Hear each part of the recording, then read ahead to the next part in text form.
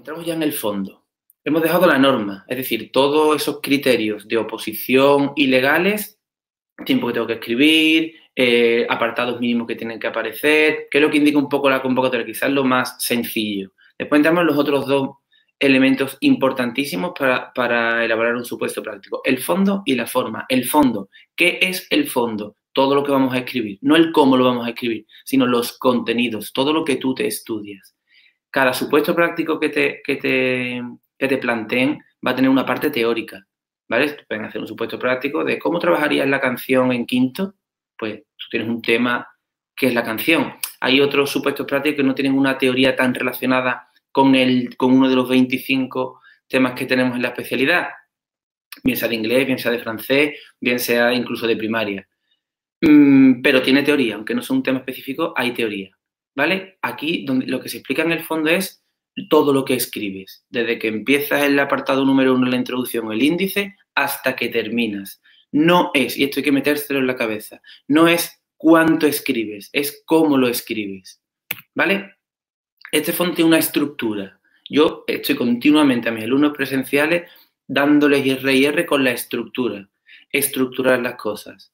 Antes de comenzar, tú coges el enunciado y estructuras qué es lo que vas a escribir. Yo os voy a dar aquí, donde pone estructura general, una serie de apartados que aparecerán sí o sí en todos los supuestos prácticos. Empezando por enunciado, evidentemente, que es lo único que te dan, y un índice. Muchísima gente que viene a nosotros nos dice, yo nunca he hecho un índice. ¿Y qué tiene de malo hacer un índice? Porque si un índice ya precisamente le está indicando al tribunal lo bien estructurado y preparado que está lo que viene después. Y yo viendo un índice, diferente es que no te haya dado tiempo a terminar o algo así, pero yo veo un índice y ya sé si el supuesto puede estar excelente o no tanto. Porque ahí veo si faltan apartados, si los apartados del índice están relacionados con el enunciado que hay justo encima que el tribunal te facilita, si hay diversidad, si hay evaluación, si hay relación curricular, si están todas las cositas que yo después voy a ponderar. Por lo tanto, el índice para mí es fundamental. Otra cosa es la habilidad o la dificultad de elaborar un índice, pero tiene que aparecer. Y en segundo lugar, introducción. El siguiente apartado después del índice será la introducción. Pues una introducción, como cualquier introducción de cualquier documento, donde, valga la redundancia, introduces el tema del que vas a hablar. La introducción, yo sé que muchos queréis respuestas específicas, yo voy a intentar darlas. Una carilla, máximo, no más. Ten en cuenta que tenemos un tiempo para escribir, después hablaremos de la economía del esfuerzo, 1 hora y media para escribir el supuesto práctico y tenemos muchísimos apartados que desarrollar. Entonces, la introducción como máximo, una carilla, dependerá también del tipo de letra y de la velocidad de escritura y de muchas cosas, pero fundamentalmente, como media, una carilla, no más. ¿Qué se dice en la introducción? Pues introduciendo el tema, yo suelo tener 5 subapartados que no se deben de olvidar, a los que podemos hacer referencia. Historia, algún autor que dé alguna definición o algún concepto general, alguna referencia a la ley y terminar con una prospectiva a lo largo del siguiente supuesto práctico y expliques un poco al final de la introducción qué es lo que vas a hacer a posteriori. Imaginaros, tenemos aunque después lo veremos, tenemos un supuesto práctico que habla del juego. ¿Es importante el juego en la educación desde el área de lengua extranjera? Pues en la introducción, ¿cómo empiezo? Pues el boli y el folio en blanco. Pues empiezas. Tradicionalmente el juego era visto como una herramienta exclusivamente lúdica que los maestros utilizaban para evadirse. Hoy en día, pues así comienzas. Continúas después con alguna definición de juego, alguna referencia, por ejemplo, a Hatfield, que habla de la motivación intrínseca que el juego genera en el alumno para aprender sin darse cuenta. Terminas con una prospectiva o hablas a lo mejor de alguna orientación metodológica general que aconseje, por ejemplo, artículo 4 u 8 del decreto 97, que habla de orientaciones metodológicas generales y aconsejan el juego como herramienta metodológica y terminar con a lo largo del siguiente supuesto práctico demostraré cómo el juego en mi clase de quinto, genial, una carilla. Y tenemos una introducción y ya estamos tirando de recursos de los cuales vamos a poder tirar en casi cualquier supuesto práctico. Seguimos en el fondo, en esos folios que estamos escribiendo. Parte teórica. No significa que se llame el índice parte teórica, ¿vale? Normalmente se llama estrategias de resolución y ahí dentro van todos los apartados teóricos.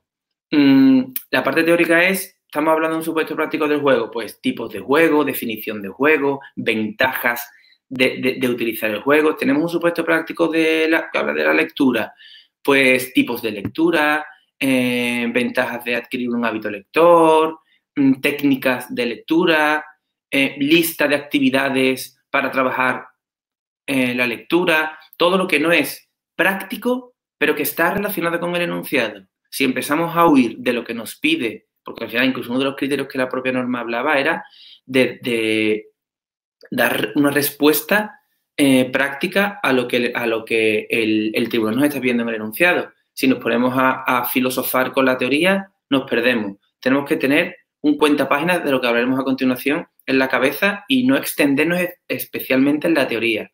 Pero utilizar apartaditos. Definición de lo que nos estén hablando en el supuesto práctico.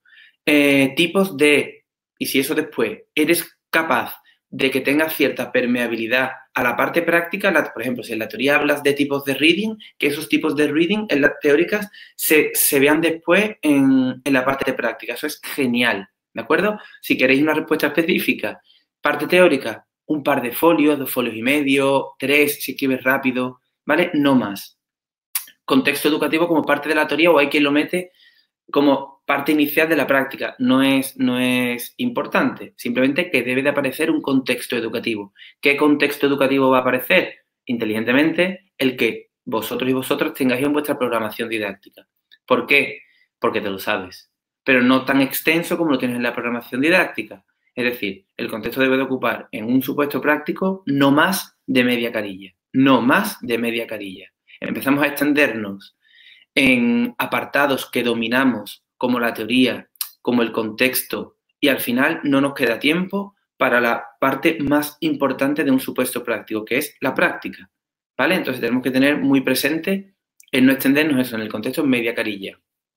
Además, no es un contexto igual que en el de la programación, que tú hablas del colegio, ¿no? Ahí lo que hablas es simplemente de tu grupo de alumnos, cuántos son, niños, niñas, qué características tienen, qué problemática de aula hay para conocerlo un poco y si tienes algún alumno con necesidad específica de apoyo educativo, para los más nuevos, artículo 14, Real Decreto 126, los alumnos ACNEAE, pues los de incorporación tardía al sistema educativo español, los alumnos con trastorno por déficit de atención con o sin hiperactividad, los de compensatoria, historial académico, los de altas capacidades intelectuales y los de necesidades educativas especiales con algún diagnóstico médico.